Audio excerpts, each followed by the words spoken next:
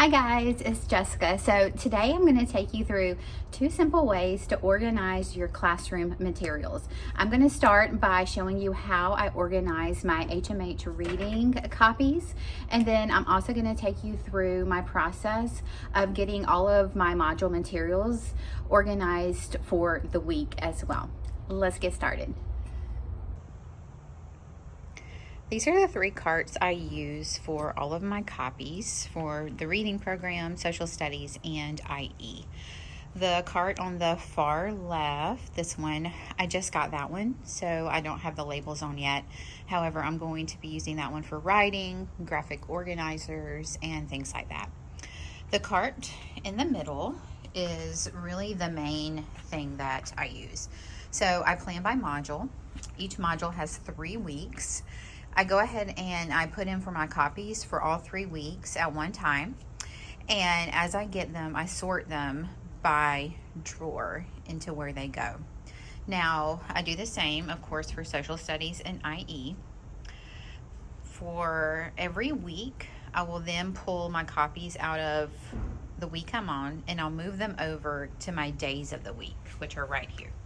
So I know that on Monday morning or either Friday afternoon, I'm pulling for the next day, and I'm laying those out on my desk and getting ready for that. So for instance, I know that coming up next Tuesday, I would have a quiz. So I already have my quizzes in here for that day. And then, for instance, on Thursday, I would have my vocabulary, my small group items, whatever I need for that specific day. Now, if there's something special I want to say for the week that follows, if kids need to make up work, things like that, I would put it in the drawer that says next week. If there's any papers that I don't finish grading, I would put it in the graded drawer right there. Anything that I need to file, if I'm working on making copies and I stop somewhere, I would put it in there. And then I do stickers as a reward system. And also I put stickers on paper. So I just have a drawer for that when people send in donations for me.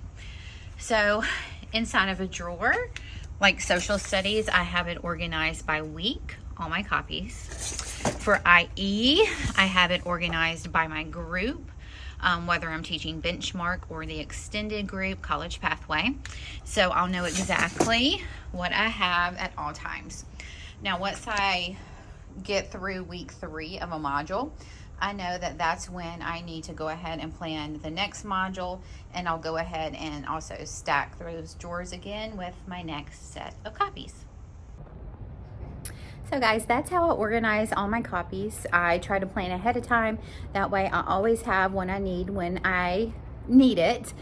And there's a couple of other things that I want to show you, which will just take a second if you hang in there with me. The next thing I want to show you is how I organize just kind of general supplies or decorations, things like that I use in my classroom by month or by season. One second. And here's my monthly bins. So in these bins, I would only put things that pertain to that month inside that bin. If you want these covers that I have on here, I have a bunch of different styles, things that I've made for different themes. Just shoot me an email. So for instance, in February, I would only put my Valentine's read alouds and decorations in that box. November, of course, Thanksgiving, and you get the idea. So that's how I kind of keep things from being cluttered, and I always know where they are when I need them. Okay, let's move on to the final thing I want to show you.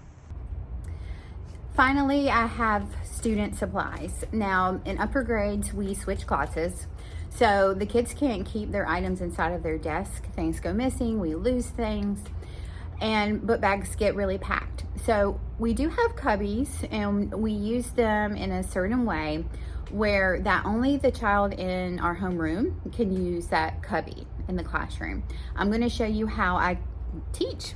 I really just train the kids on how to use their cubbies. That way their stuff isn't all over the place. Let me show you.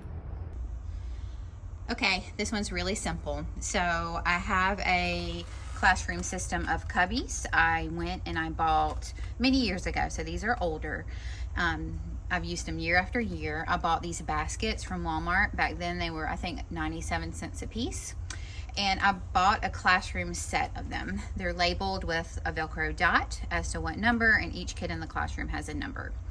In their cubby, they keep their reading supplies, their folders, extra paper, and journals. And in the basket are any extra supplies they have. So we are not sharing supplies, especially when kids buy special little items that they may want to keep.